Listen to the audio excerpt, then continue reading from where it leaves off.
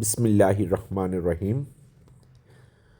আমরা আজকে কথা বলবো এমন একটা বকনা নিয়ে।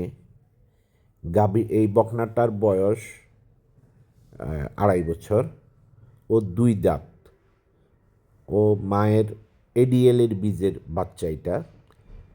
ওর মায়ের প্রথম ল্যাকটেশনের দুধ ছিল 38। ওই 38 লিটার যখন দিয়েছিল এই বাচ্চাটা সেটা। ও এখন প্রেগনেন্ট। ও জানুয়ারির 28 তারিখে ডেলিভারির ডেট। ইনশাল্লাহ আমরা আশা করি ওর দুধ হবে মায়ের মতোই।